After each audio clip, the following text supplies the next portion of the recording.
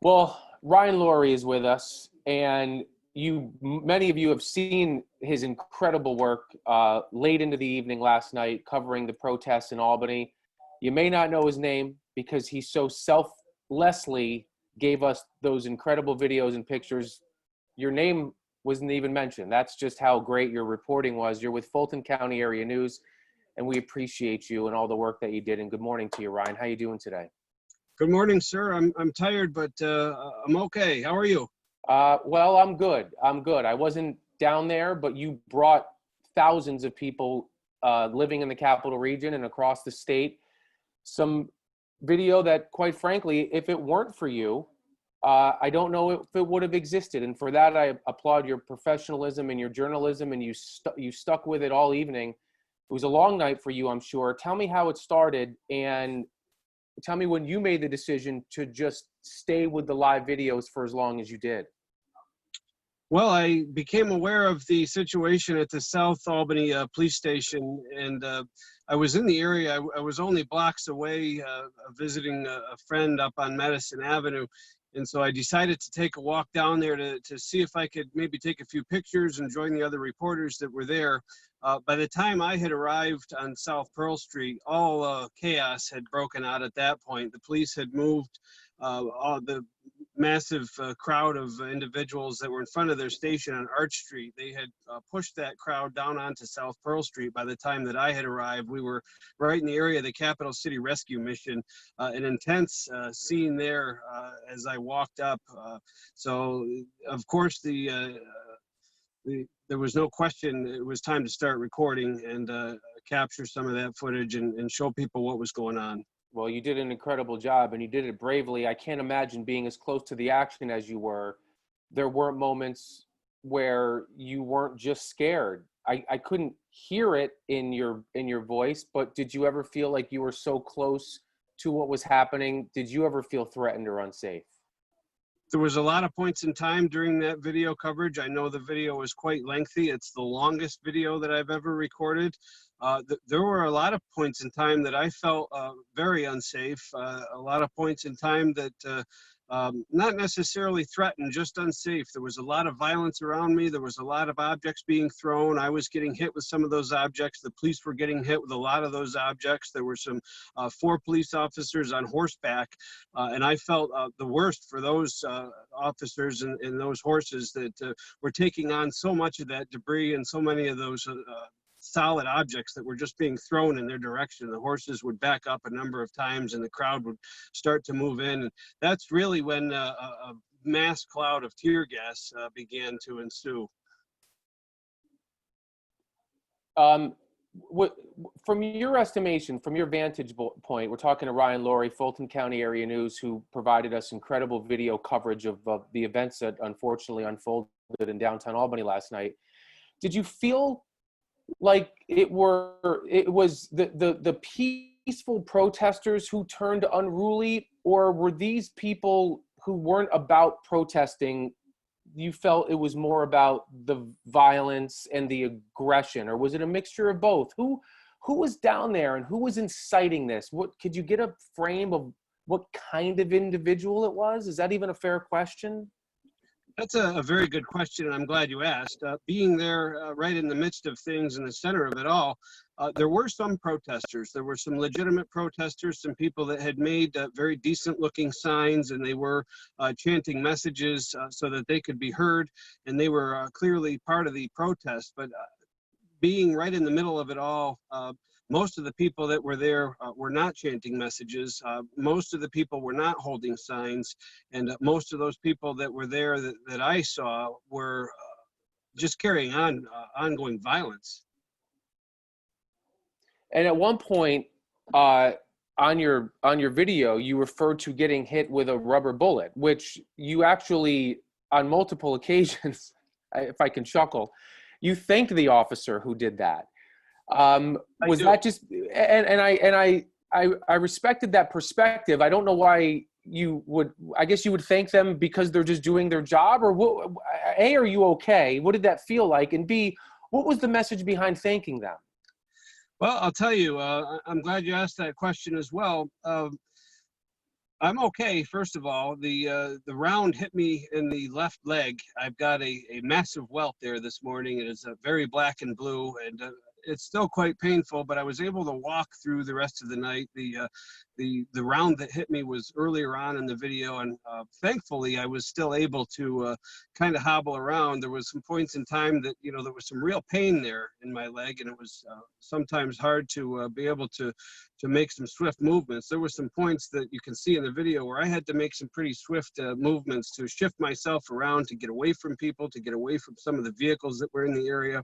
And during the video, as you mentioned a number of times, I did thank the officer that shot me, because essentially I was shot. They had a rifle that sends these rounds out, and they were on top of the Albany police armored vehicle. They were just doing their job. They didn't know me. They didn't know anybody down there, and it was dark, and I was in a hoodie, and I was in a crouched position, and I was only filming. But the first round went right past me, and it blew into a bus stop, one of those glass bus vestibules that was right behind me, blew the windows completely out of that, a large hole. And so that kind of was my warning to back off a little bit. So I went and I took heed into that warning, and I backed off. I went and tried to find a better place to film. And for about 10 minutes, I stayed sort of in a hidden position. And the moment I stepped out, I was basically struck by one of those rubber bullets. And again, that was just an officer doing his job. The rubber bullets, the tear gas, those measures were very important, very well needed. As you could see in that video coverage, there was some massive, massive danger in that residential neighborhood last night. While we were watching your video, we're talking to Ryan Laurie, Fulton County Area News. And again, I want to thank you, because as somebody who is approximately within a mile, half a mile or so from where things were really tense and heated, it was because of your video that I was able to track the route of the mob, the protesters. And I had to make a decision. Does my family leave where I live, right? And thankfully we didn't have to, because of very courageous and very brave, and we're very thankful of that. There's people in the Capital Region watching that from a, oh my gosh, I can't believe this is happening perspective. And then there were those really close to it going, I need this information, because I need to know, is my business about to be burned or torn down? Is there angry protesters coming toward me? So I guess this isn't a question as much as it is a thank you.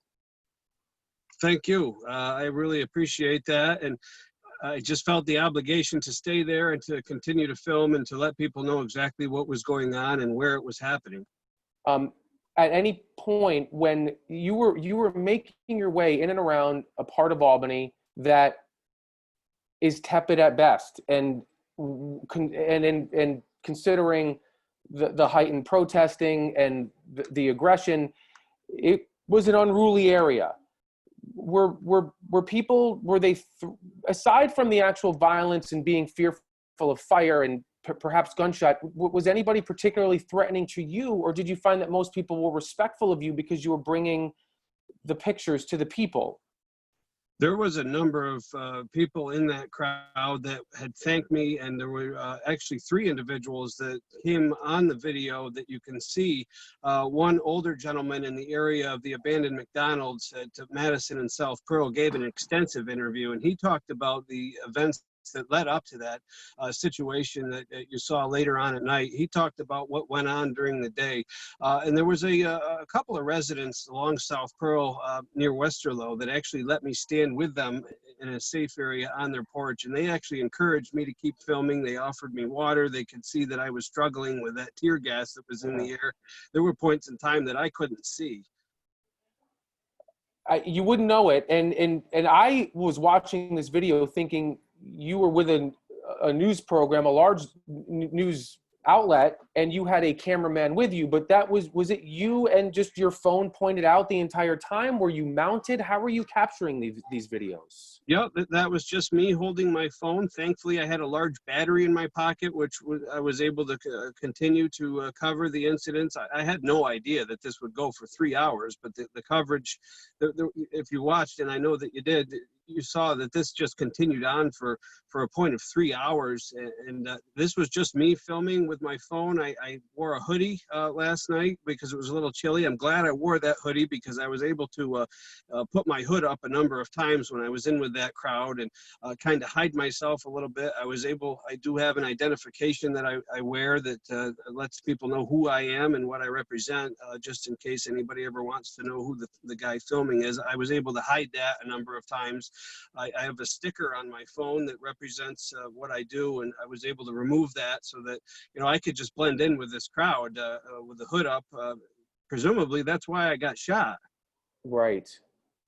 I want to ask you about a couple of key moments, and we thank you, Ryan Laurie, Fulton County Area News. You are a legend after the reporting, and I'm not trying to minimize what's happening in this city, but to cover it to the extent that you did, very brave, very courageous, very selfless journalism. Talk to me, if you can, about what was going on with the CDTA bus driver. She pulled down Madison, stopped where there were protesters in front, but I couldn't get a sense. Were people supporting her and encouraging her to move through, or did she feel threatened by some of those people? Tell me about the bus driver and what you feel was happening in that moment where it looked like she may have been panicking. That was an extremely frightening situation, Brian. That lasted for several minutes. In fact, I was able to film most all of that. You could tell that driver was scared inside that bus. There was a number of times that she was seen in the video broadcasting on her communication equipment. There was a point in time in the beginning when her bus was mobbed by a massive group of folks that wouldn't let her proceed any further. And then later on in the video coverage, you can see that there was actually some of those individuals that approached the bus, and they actually cleared a safe passage for her to move. And it became apparent that she was just a little nervous to move that bus. Those buses, as you know, are massive and large vehicles, and it's hard to see all the way around them. She may have been fearful that, you know, someone could have been underneath the bus or on the bus in an area that she couldn't see. So there were points in time when some of those people that were gathered were encouraging and trying to help her to move the bus, but she did the right thing. She waited for supervisors from CDTA. There were 2 supervisor vehicles that pulled onto the scene there, and they were able to safely escort her with that bus out of that vicinity. And it's a good thing that they did.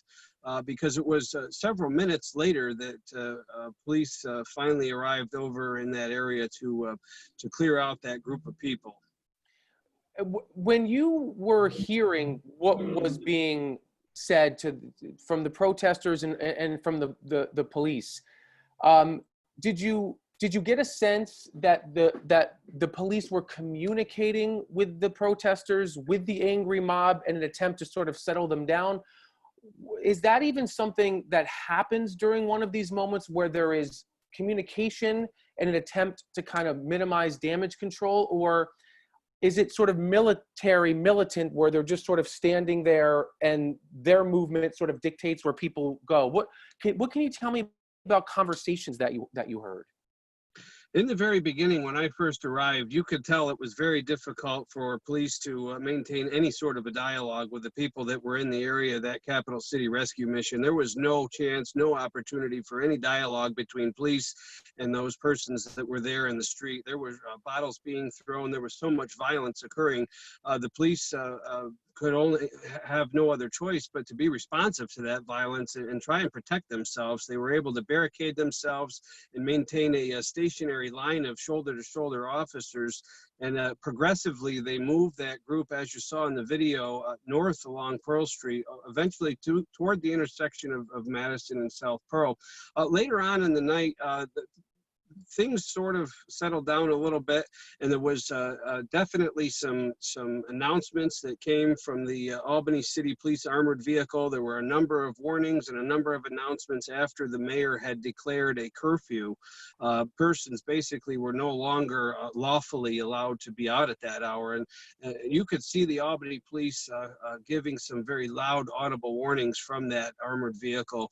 And most of the people that I saw with that warning information, as a matter of fact, just down the street from the New York State Executive Mansion, the governor's mansion, at the corner there on Madison and Eagle? Church there. Yep. Yeah, on Eagle Street. You could see, I made a second video. I didn't leave the video posted because I had the Albany city scanner feed running at the same time. And from what I understood, people couldn't hear what I was trying to say because the scanner thing was overpowering. Nothing really happened at that intersection. Someone had lit a trash can on fire, and the Albany police quickly moved in. The fire was rather large. They had to move into the area and disperse that crowd so that firefighters could safely get in there and put that fire out.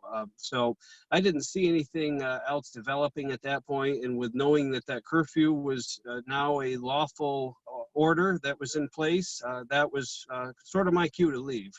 We're talking to Ryan Laurie, Fulton County Area News, the man who informed thousands, tens of thousands last night on Facebook Live. Again, thank you for what you did. Couple of quick questions, and then promise I'll let you go. But I really, I feel very thankful to be able to speak to you, and I'm sure it was a very late night, as it was for most of us.